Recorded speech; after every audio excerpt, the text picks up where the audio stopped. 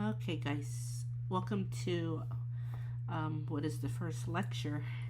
I apologize for not getting all the other lectures out. I have been feeling sick, but I'm feeling a little better, so I'm gonna go ahead and record the lecture right now about Nigeria, and then tomorrow I'll record the lectures over Mexico and Unit 4. Thank you guys for hanging in there while I am on leave. Hopefully I'll see you um, maybe in May. And I hope you're doing all right. Don't forget to email me if you have questions. And so let's get started. Let's talk about Nigeria, which is one of your 6 countries that we're focusing on. So, you need to know where Nigeria is located.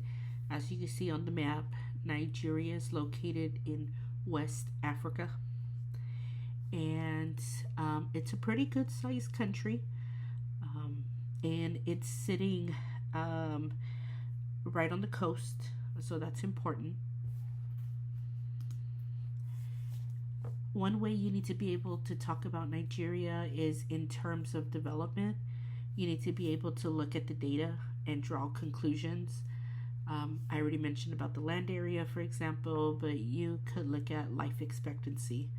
You could look at literacy rate, and as we see here, for males it's 71.3%, and for females it's 52.7%. So there's a disparity between male and female literacy rates. Their HDI ranking is 74 out of 189, so that's not very good. Their GDP, now remember, GDP sometimes looks very large, but when you it's more accurate to look at GDP per capita. So we're going to jump down to per capita, and that's $2,230. And that takes their GDP per capita ranking to 139 out of 189, and that is not good. Internet users, about 42% of the population has access to internet, and believe it or not, that ranks them 8 out of 229 countries and territories. Also important to look for is the Freedom House rating, partially free. And I know some of you were the experts on Nigeria when we talked about Freedom House. But those are just a few of them. You can look through them. Also, another one I want to point out is the Fragile States Index. It's on alerts. So, brief history of Nigeria. Before colonization, Nigeria was home to numerous societies. But the slave trade greatly impacted Nigerian society. And what happened was when the British arrived, they would give power to local rulers who would then enforce unpopular policies. And so all the time the British were there, the policies favored the British, not the indigenous people. So the people agitate for independence, and then after independence, Nigeria alternates between having a democratic government and having military rule. The Biafran Civil War, which is if you remember when we read Things Fall Apart last year, and I had you look at the context in which Chinua Achebe wrote Things Fall Apart, was during independence, and the first democratic government that failed, and there's a civil war, and so then it switches to military rule. Now, military rule ends in 1999, and the Fourth Republic was established. So currently they're in the Fourth Republic. So it took 4 tries to get it right, and hopefully this one lasts. So Nigeria is an oil-rich country. And one thing to know about Nigeria, is pictured here on the map, is it is multi-ethnic. And the two main groups that we'll be talking about are the Yoruba in the southwest and the Igbo in the southeast. And if you remember, Igbo was the tribe of Okonkwo in Things Fall Apart. So, slavery did exist in pre-colonial Nigeria, but the transatlantic slave trade completely transformed the practice, as I taught you last year, in how people were now enslaved and all their descendants. So Nigerian ports played an important role because eventually Nigeria comes to rely on the slave trade for their economic benefits, which proves disastrous because it hurts their people. So these political boundaries that we see here on the map were created by the British without regard to religion or to ethnic identities. And so oftentimes these maps, boundaries, were included several groups, combined them together who were not friendly. And so that creates tension. Remember, we're going to use the word cleavages for AP Comparative Government. So the South had direct rule under the British, and Christianity and Western education spread rapidly. And because of this, Southerners were able to get most of the positions in the colonial state because they were more similar to the British in terms of, their education and their practices. Now in the North, local emirs kept Islam to reinforce their legitimacy through indirect rule. So you have religious leaders who are going to maintain their use of Islam to rule, their justification. So the nationalist movement after World War II was led by the educated elite. A lot of them actually went to the UK to study, and they learned about, freedoms and rights, self-determination, and then they returned back to Nigeria and they spread those ideas. And so there was a split among ethnic and religious lines, but they came together under the banner of anti-colonialism. So, first question I want you to think about is how might colonization still impact Nigeria today?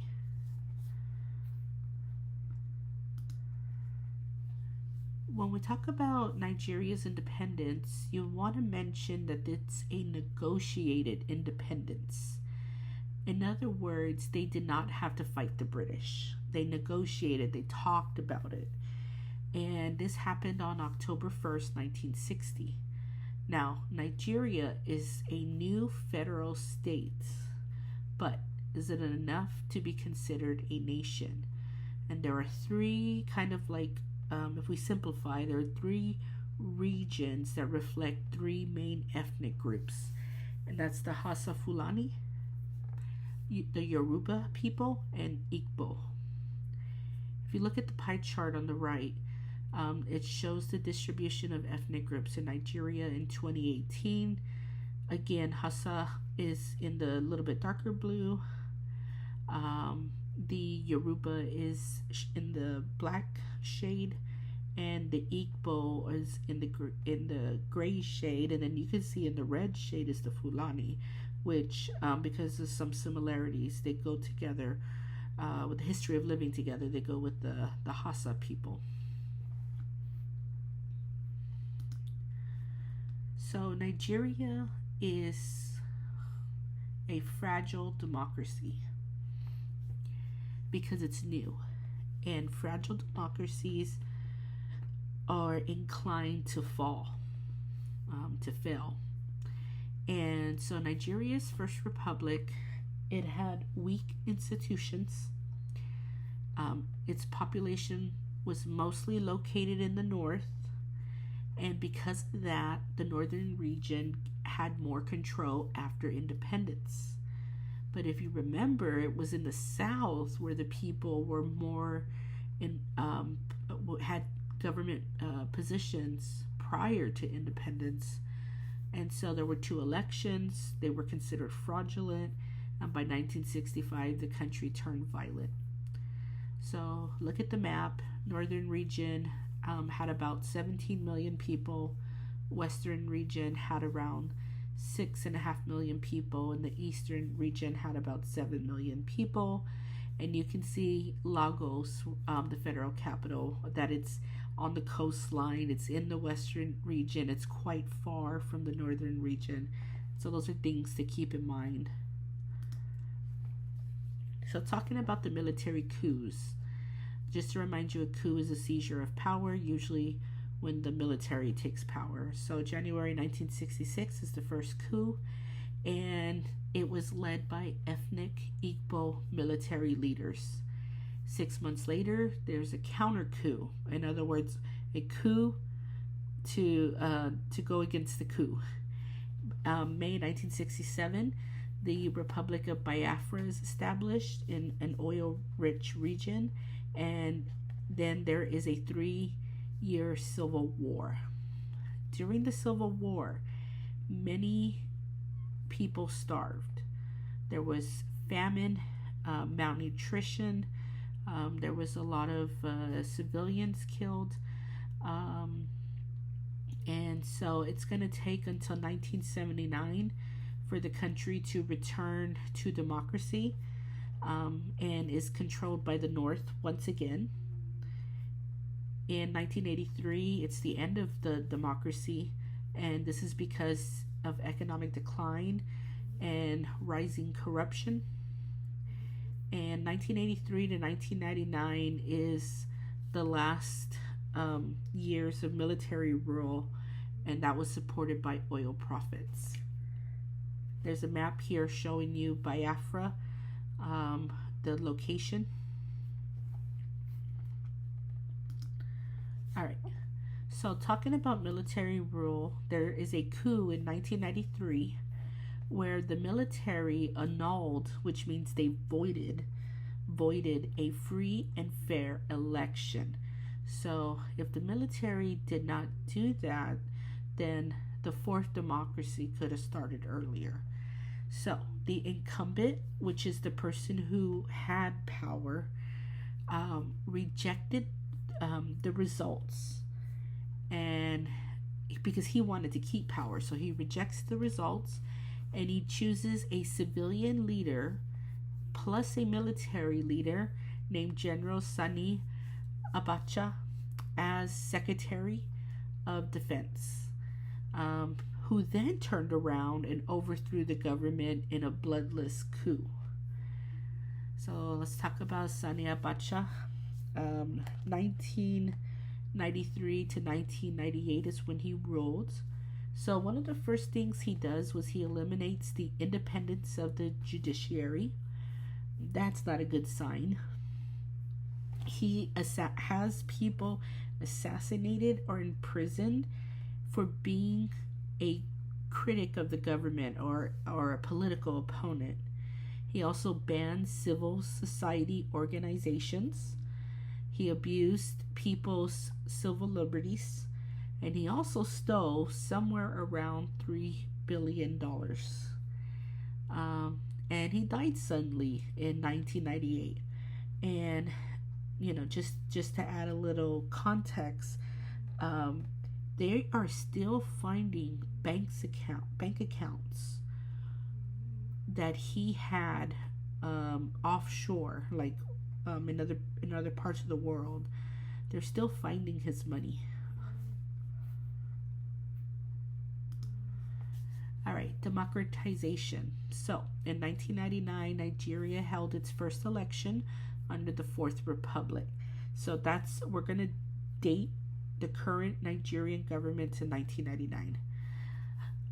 The INEC supervises election, and we've talked about before having electoral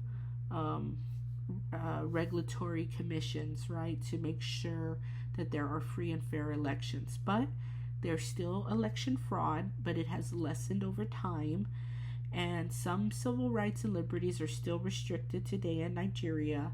And so that's why we're going to classify Nigeria as an illiberal democracy, what we also call a hybrid democracy.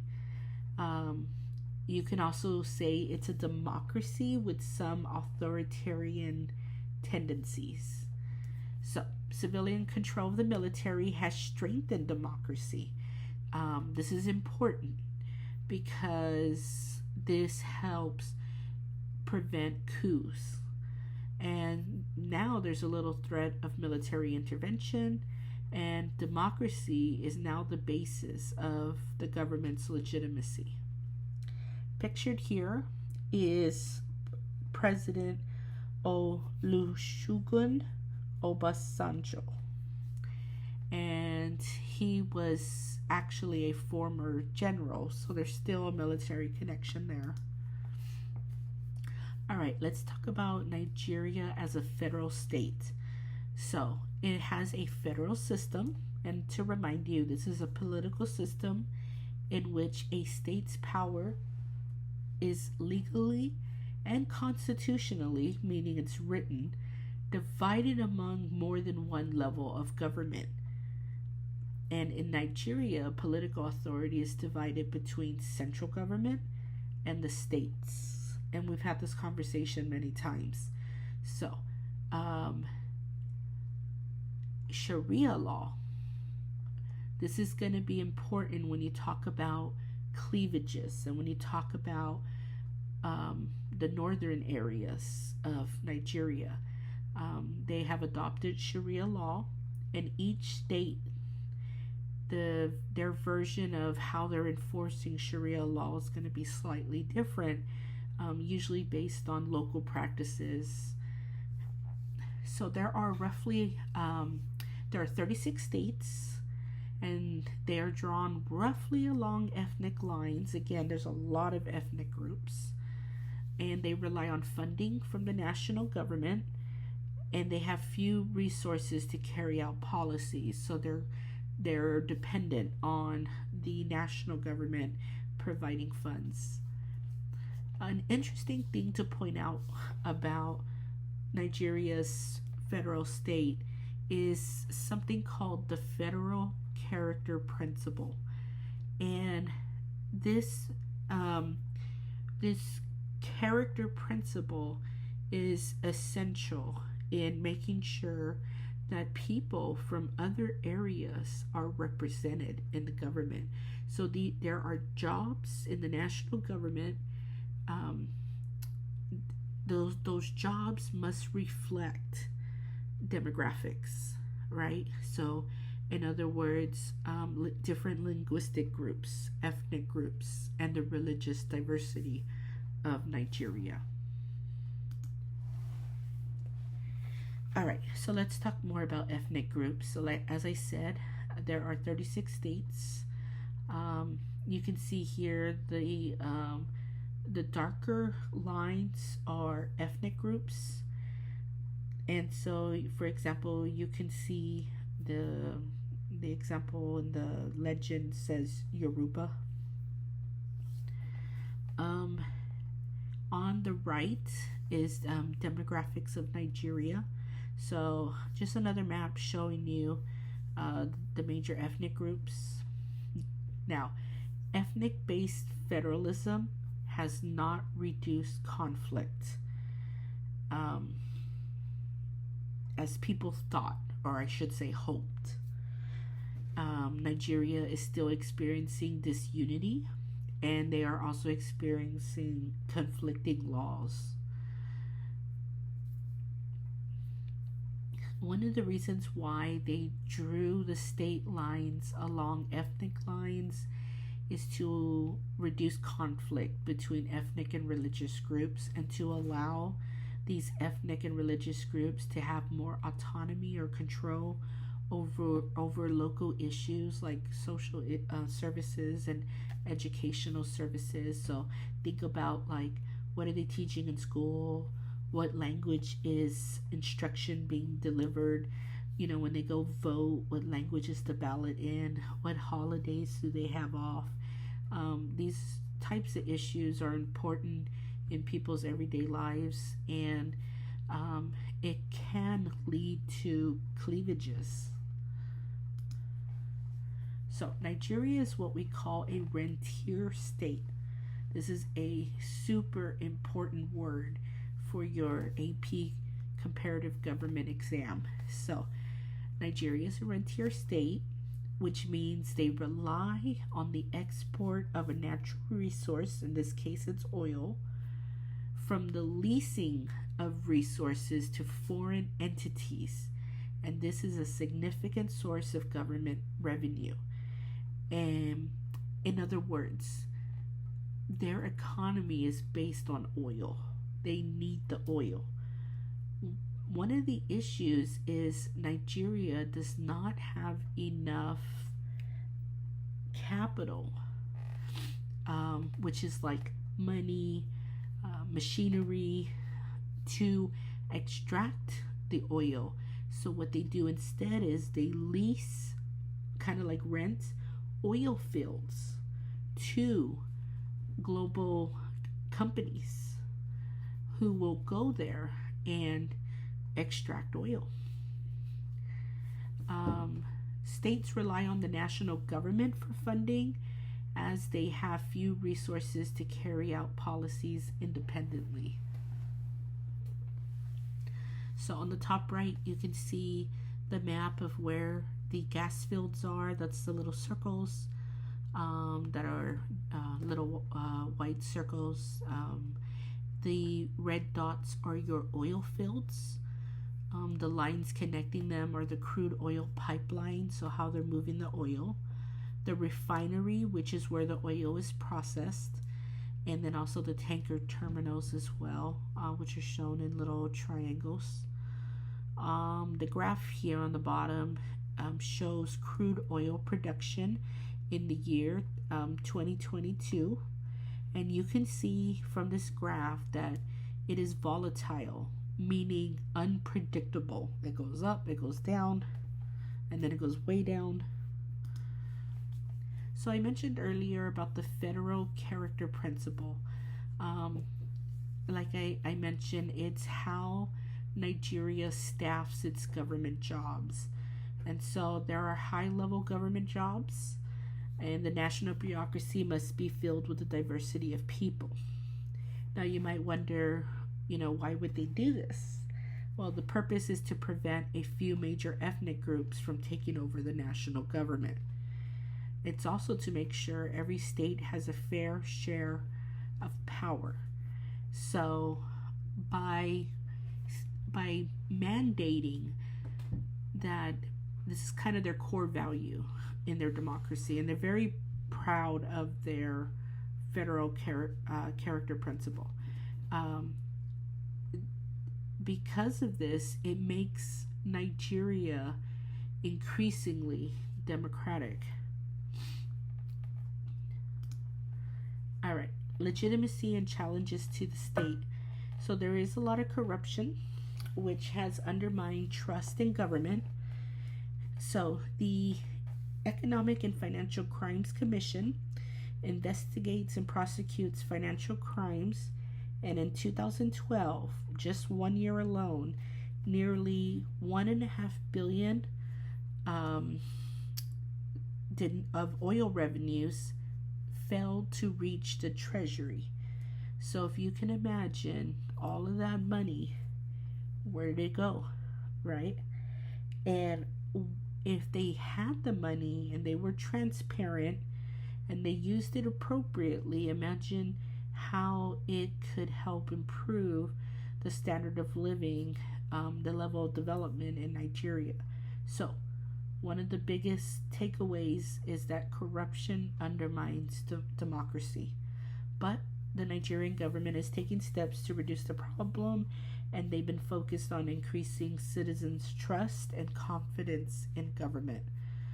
On the right, you can see a graph showing Nigeria's corruption perception index, and there has been modest improvements over time in reducing corruption. All right, here's a question for you to think about. What are the advantages and disadvantages of having different state legal systems? Here's an example of one of the FRQs. FRQ stands for free response question, because you're free to respond or not. You probably should respond if you paid for your exam. And this is looking at this is what we call quantitative analysis. And so they're going to provide you with some sort of stimulus, whether it's a graph or a table.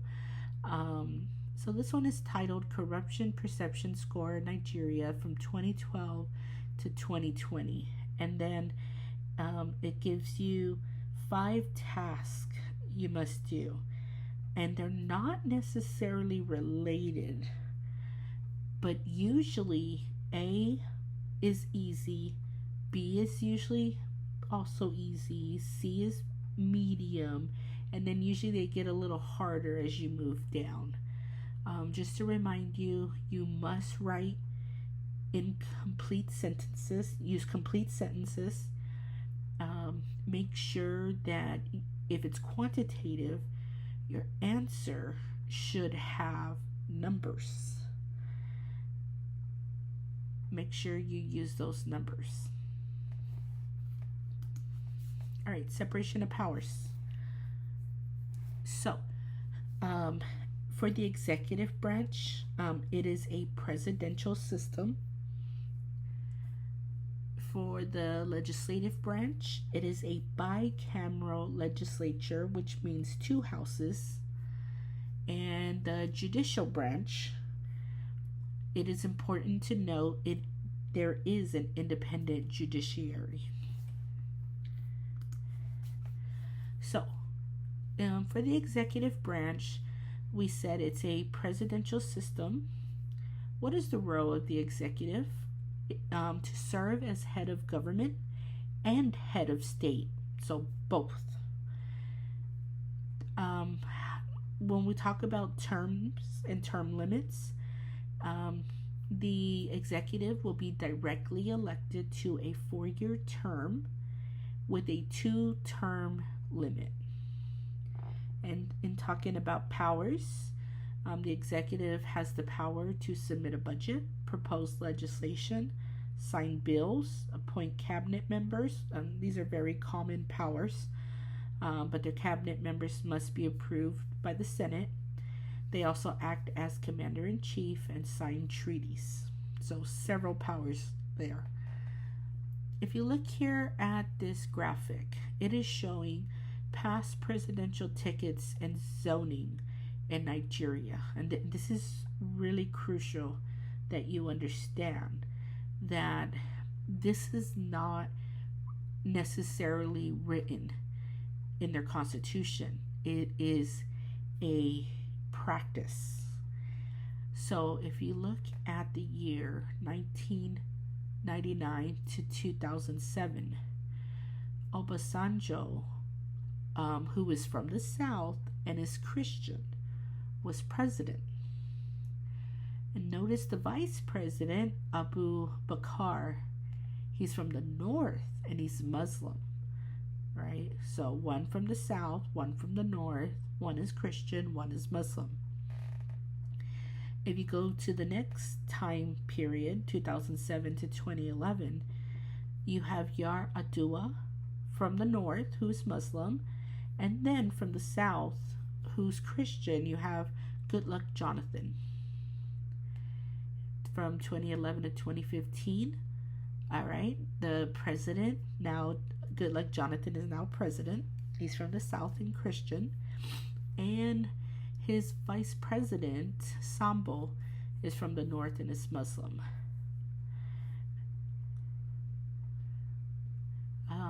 And I'm going to talk a little more about the parties and all that just a bit. So what are the limits of presidential power in So let's start by talking about President Obasanjo. So he actually wanted to eliminate the 2-term limit. But in order to amend or change the Constitution, he would need Senate approval. So his supporters tried to bribe senators, right? Pay some money. So that's part of that corruption, right? That it's citizens, why they, don't have as much confidence in the democracy. Now, even with bribes, the Senate still rejected the change. And that actually was positive because they withstood the corruption, and this increased democratization. All right. This story is pretty interesting. So, President Yar'Adua, while he was president, he went to Saudi Arabia for treatment. He was ill. He didn't really tell anybody what he was doing. So people started wondering where was their president.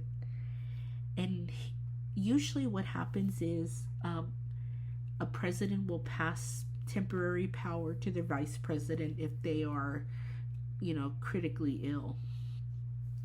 So the country went 2 months without a president, and no one knew his condition. And for some odd reason, he decided to do a radio interview, and his people heard how weak he sounded, and the National Assembly, the Congress, got together and decided he was incapacitated, meaning unable to do his job. And because of that, they appointed Vice President Goodluck Jonathan to be president. All right, it's a bicameral legislature. Like I mentioned, the National Assembly, that's your Congress. You have the House of Representatives, which is the lower house. It has 360 members. And then you have the Senate, which is the upper house, with 109 members. And remember, the Senate gets to confirm cabinet and members, and they also get to confirm Supreme Court appointments. Both houses can debate legislation, they can pass legislation, they can override a veto with 2/3 vote. They can, their jobs include, approving the budget, having oversight hearings, being able to impeach and remove cabinet members, and even the president. What the takeaway, if you are asked about how the legislature has been doing, it's fragmented and it's weak. And so that's an area of improvement that Nigeria could make. All right, here's the flow chart showing you the 3 branches plus the powers. So how does Nigeria's institutions of government compare to Mexico, the UK, and Russia? All right, judiciary. So there are separate state and national courts. Supreme Court has the power of judicial review, and a National Judicial Council insulates, which means kind of like protects, surrounds judges from political pressure. And that's why we said that it is independent. Now, originally, the Supreme Court lacked independence, but several rulings have enhanced its autonomy, and it has even investigated corruption within the courts. So there's a little chart showing you the breakdown of the court system. I do want to point out that there is a Sharia Court of Appeal. Here's an example of a comparative analysis FRQ.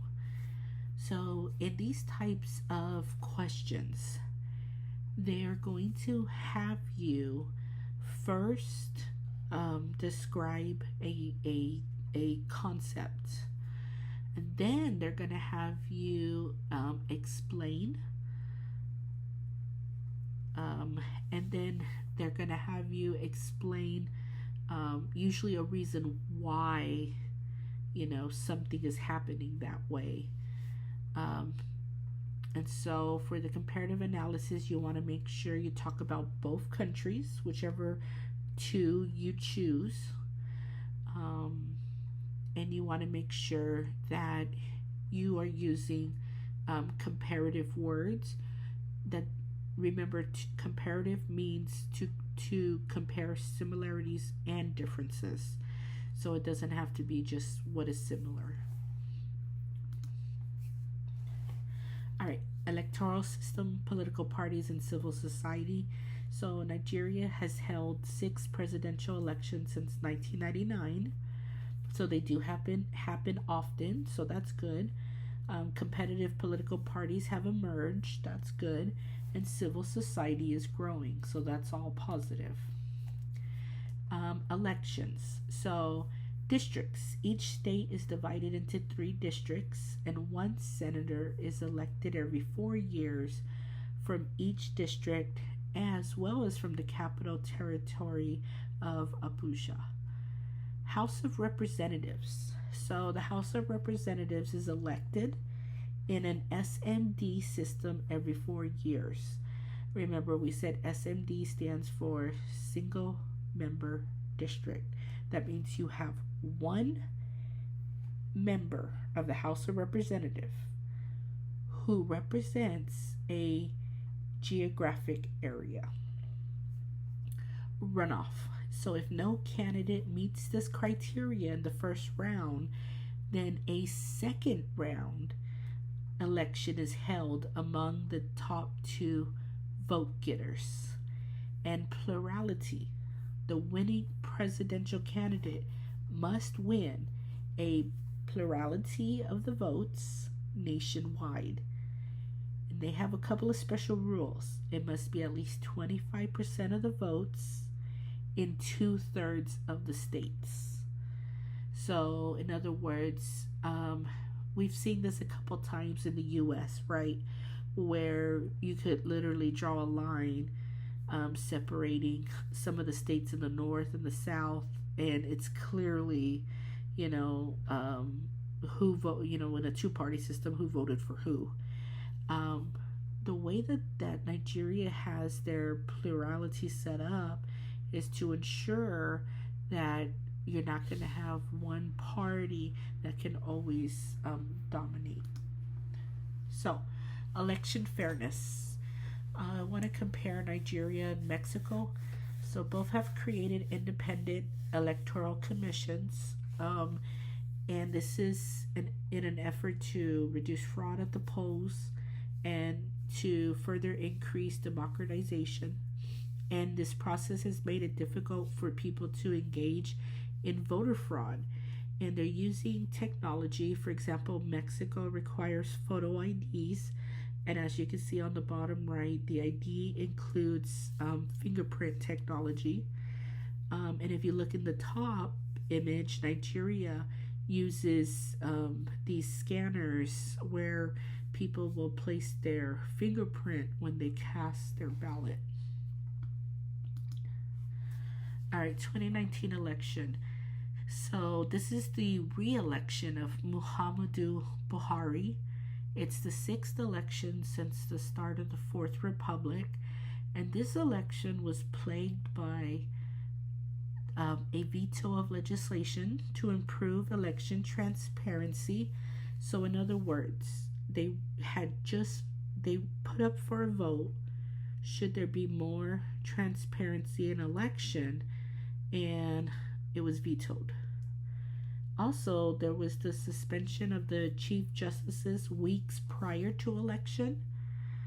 All right, so if you're in Nigeria and you are ready to vote, and then all of a sudden, the justices are suspended, you would start wondering if there was going to be an election. There's threats from Boko Haram, which is a terrorist group. There was also a ongoing droughts, and there was a 1-week delay in voting. So this all led to increased tension. On the top right is the map showing Nigerian general election results in 2019. And as I talked about before, Nigeria is kind of split between northern and southern states. Um, and so northern states supported the APC's, that's the party of Buhari, and southern states supported the PDP, which is the party of Atiku. And there were really high voter turnout in northern states, which led Buhari to victory. And on the bottom right, you can see some of the campaign posters.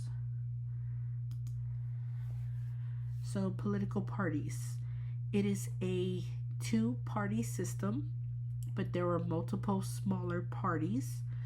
The two major parties you need to know is the PDP, which is the People's Democratic Party, and the APC, which is the All Progressives Congress. So you can see here on this map, the PDP is in green and the APC is in blue. So the PDP has won every election until 2015, when Buhari, who was from the APC, was elected president. This represented Nigeria's first peaceful transfer of power. And we've had this conversation in class where one of the most important elements of a democracy is that there are free and fair elections, and often, and they're competitive, and there is peaceful transfer of power. In other words, that a party does not say that the other party, won through fraud. That's how you undermine democracy. So let's talk a little more about the PDP, which is the People's Democratic Party. So following tradition, like I mentioned earlier, it's not a requirement, it's not in writing, but the PDP dominated every election by nominating people for public office by alternating regions. And I showed that to you on the visual early on in the lecture. So in 1999 and 2003, that included the election of Obasanjo from the south. And in 2003 and 2007, that included the election of Yar Adua from the north, who died in 2010. When Vice President Goodluck Jonathan stepped in to assume the presidency, this violated the tradition because he was from the South and he was reelected even after that, and that effectively ended the tradition of alternating regions. So here's a question for you to think about. How does an SMD system, single member district, lead to two major political parties? This question is always asked on the AP Comparative Government exam, so make sure you are prepared. Here's another question for you. Is a two-party or multi-party system best in maintaining stability in Nigeria, and why? So you would want to take into consideration that Nigeria is multi-ethnic, that there are religious cleavages as well. Let's talk about interest groups and social movements. So when there was military rule, it weakened civil society. And Nigeria now has numerous civil society organizations. But weak government makes it difficult to advocate for specific policies. Now remember, we said Nigeria has a lot of oil. So access to oil revenues give some officials little incentive to work with civil society groups. This is because it might be more profitable for them to take bribes. And because of that, they might be more likely to work with oil companies and, rather than with listening to their own people, to their constituents. some two movements you need to be familiar with. One is the movement for the survival of the Ogoni people. This is a cultural and political organization, and they are looking for self-determination and to protect their traditions. They do support democratic government, and they are nonviolent. The second movement is called the Movement for the Emancipation of the Niger Delta. This is a regional movement in an oil-rich area, and their tactics are violent. They have threatened international companies by kidnapping their workers and holding them for ransom. Some interest groups you should be familiar with. There are regional, ethnic, and religious groups. So one of them is the Arlawa Consultative Forum, and they advocate for northern Nigeria. So that's going to be Islamic based. Professional and labor groups include Nigerian Medical Association, Nigerian Bar Association, which is law, Nigerian Labor Congress, Nigerian Union of Journalists. There are grassroots organizations that, for example, that focus on health, which are issues affecting their community. Think about like lack of health care or lack of access to quality doctors, for example. There are issue-based groups such as those focused on student issues, environmental issues, or human rights. And there are over 30,000 NGOs, which is non-governmental organizations, so they're not part of the government, and many of them focus on providing social and welfare services to Nigeria's poorest citizens. Here's another example of a quantitative analysis FRQ. This bar graph here is about how Nigerians assess their political system. And so they give them 4 different statements and ask the people that they survey how well the statement describes Nigeria. Again, it's quantitative. That means in your answers, you need to use numbers. So don't forget that. So you need to say 59% of people in Nigeria believe elected officials care what ordinary people think. Well, they don't, but 59% don't believe that they care what people think. You have to be careful with these bar graphs because it's one side is not well and one side is well. So only 38% believe that their officials care about them. And that's not very good. Political culture and participation. So Nigerians have the right to vote and participate in the political process. Women are underrepresented in Nigerian politics. Government officials have engaged in human rights violations, and there are ethnic, religious, and regional divisions, which has hindered democratization in Nigeria. So let's start with civil rights and civil liberties. The Nigerian Constitution protects rights of people, including due process and freedom of expression, assembly, the press, religion, and the right of privacy. And we did this activity when I had y'all do the rights around the world. That's a really good website. You might want to go back and revisit that. Women are underrepresented because of cultural values. So it is a patriarchal society. There's also a lot of poverty, and it's also difficult in raising campaign funds. Yet the Constitution provides equal rights for women, but how, does a woman, run a campaign? That's what's missing there. So it's not a matter of do they want to, it's a matter of do they have the means. So journalists and human rights advocates have reported human rights abuses in Nigeria. So let's talk about 3 different social movements. So the first one I'm going to talk about is the Arlawa Me Too.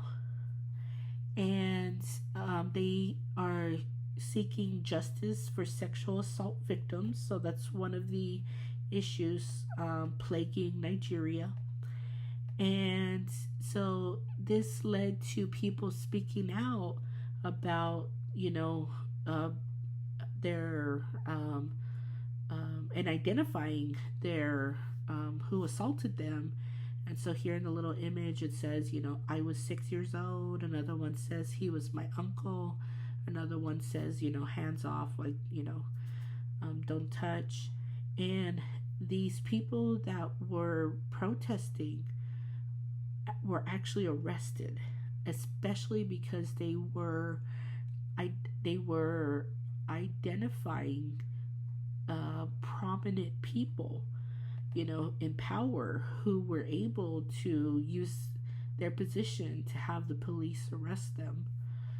Another movement is #RevolutionNow, and that was protest over election fraud, and once again protesters were arrested. And another social movement to talk about is LGBTQ. There is a ban on same-sex marriage in Nigeria, and there are laws that penalize sexual relationships between the same gender, and it could even lead to a prison sentence. So here's 2 questions to think about. Why are rights and liberties that are protected in the Constitution not provided in practice? And a second question, how can the Nigerian government better protect rights and liberties? So, as I mentioned already several times, there are many ethnic groups, and it's somewhere around 250 ethnic groups. But there are 3 really large ethnic groups. And again, that's the Hausa Fulani, who live in the north, and they're mainly Muslim. The Yoruba, who live in the southwest, they're mainly Christian and animist. And some of them are Muslim. And then the Igbo, who live in the southeast and mainly are Christian and animist. The terrorist group you need to be familiar with that's causing a lot of problems in Nigeria is Boko Haram. It is an Islamic terror group in northern Nigeria, and their tactics involve kidnappings and the use of violence. And so, although they are fragmented and they have lost most of the territory that they took, they are still there, and there's still regional instability. So, one of the biggest headlines to come out of Nigeria recently was in 2014, and this was the Chibok schoolgirls kidnapping. And the hashtag here is #BringBackOurGirls. So there was a kidnapping of many girls, and what happened was, all of a sudden the girls appeared on the Boko Haram video feed, and they were saying, hey, these girls should not be learning, they should not be in school, instead they should be wives. And so a lot of them were forced into marriages. And there is a link here if you want to visit this to find out more, and the address is bringbackourgirls.ng. All right. So here's another example of a comparative analysis FRQ, and this is about social cleavages. Remember, we said that those are the divisions in the country. All right, let's move on to some economics. Globalization. So under colonization, Nigeria was used to benefit the British economy. I talked about that earlier. Nigeria is a rentier state, which I talked about earlier, and they have a state-owned oil company. In the 1980s, Nigeria moved away from ISI policies, which I'll talk about in a minute, and they began economic liberalization. And also, Nigeria was forced to adopt a structural adjustment policy, which actually negatively impacted women, children, and the elderly. So, pre and post colonial economy, I already mentioned that there was limited economic opportunities for Nigerians under colonial rule, where the government had monopoly over key export crops that they bought at low prices and then would sell at high prices. And foreign businesses controlled what little industry there was. And at the time of independence, Nigeria was a very poor country. It was an agricultural country with little industry. And again, the practice of the ISI policies, import substitution, industrialization. This is where a country has very high tariffs and they provide incentives to encourage the growth of domestic manufacturing, which is something similar to what Mexico had did. In the 1970s, the economic policies of Nigeria included expanding government investment in large-scale industry. In the mid-1970s, Nigeria became a rentier state, and their state-owned company, the Nigeria National Petroleum Corporation, formed joint investments with foreign companies to extract and produce oil. In the 1980s, we saw the oil market collapse, and because of that, the value of oil went down, and Nigeria's government was unable to pay back loans, and they faced bankruptcy. And so they took a loan out from the IMF, the International Monetary Fund, and they said, okay, you want money? You're going to have to make changes to how your government works. And so they forced them to adopt economic liberalization policies, which means opening up to the international market. And this is done through a structural adjustment policy. And so they have to make this plan to restructure not only their economy, but also the transparency of their government, for example, like publishing their budgets. So again, if you want assistance from international lenders, if you're trying to borrow money, you're going to be forced to restructure your national budget to raise taxes and to reduce expenditures, which means spending. You also are going to see privatization of state-owned companies. So in other words, any company owned by the state will be up for auction. Highest bidder will take it, and it'll go into private hands. Also, they have to reduce tariffs. That allows for more international trade, and they have to reduce subsidies for domestic industries. In other words, the subsidies are provided by the government when an industry is failing, or if its value of its product drops too low, the government will step in and fill the gap. That has to be reduced because, again, it's up to the market. And if the market says you fail, then you just fail under international trade. So reducing the government size was politically and socially painful because these SAP policies actually negatively affect the poorest and most vulnerable citizens in Nigeria, such as the children and the elderly, because if you're going to cut programs, right? If you're trying to save money in the budget, anything you cut is going to hurt somebody, right? And so, they're going to, for example, maybe cut, how many schools are open. They might cut, payments to the elderly or food assistance or housing assistance. So what are the benefits and drawbacks of adopting structural adjustment policies? Fun fact, if you are taking the AP Human Geography exam, this is a topic in that exam. So I actually recommend, because Unit 5 of AP Comparative Government is almost the same as Unit 7 of AP Human Geography. So they go well together. Let's talk about what's happened recently in the Nigerian economy. So, in 2006, the government created a sovereign wealth fund. What we think about like a rainy day fund where you set money aside.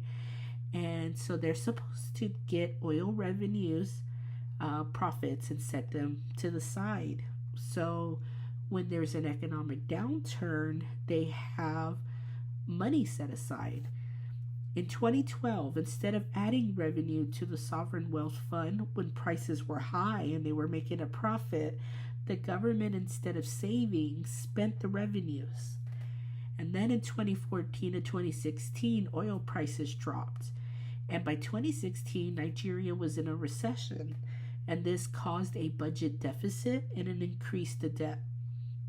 In 2017, an economic recovery and growth plan was passed to improve infrastructure and to diversify the economy. In other words, you cannot just rely on oil, because when the price goes down, you're left holding nothing.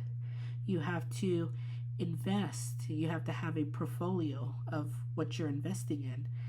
And then in 2019, the IMF, the International Monetary Fund, they're the ones who give the loans, they ranked Nigeria's sovereign fund as the second worst managed in the world. That's not an award that you want. So the government has used monetary policy to control inflation and to stabilize the economy. But again, there's a lack of economic diversity that has hindered the economy. But on a positive note, Nigeria leads the world in entrepreneurship. In 2021, talking about the economy, the NNPC, that's the state-owned oil company, produced 1.6 million barrels of crude oil a day. That's a lot. But the government imports almost all of its petroleum from other countries because they do not have the capacity to refine all the oil that they have. And that's why they lease out their oil fields to foreign countries. Additionally, the foreign bought refined oil is sold back to Nigeria at a subsidized cost of $300 million a month. And so Nigerians rely on what is called a fuel subsidy. In other words, the government makes sure that their gas is cheap. Now, this is a very popular practice, and if they try to eliminate the fuel subsidy, they're going to have protests and unrest. It's very, very popular. And in the picture, they're protesting, and it says, corruption is our problem, not subsidy. And so in the bar graph, Nigeria prioritizes cheap fuel. Look at the bar for fuel subsidy, right? Somewhere around 600.